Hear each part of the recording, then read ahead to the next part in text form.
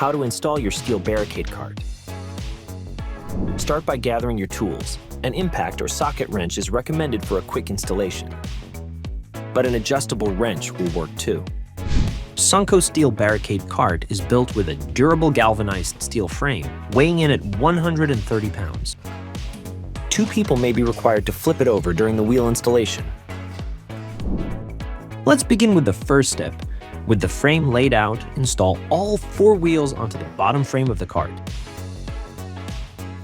Once the wheels are securely attached, flip the cart over to prepare for the next steps.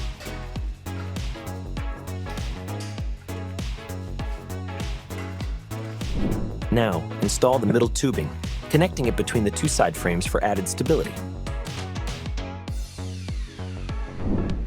Attach the side frames to the bottom frame, ensuring everything is aligned correctly.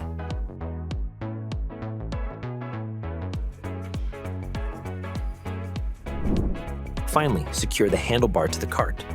The redesigned handlebar makes it easier than ever to maneuver the cart, even when fully loaded. And that's it. Your steel barricade cart is assembled and ready for use.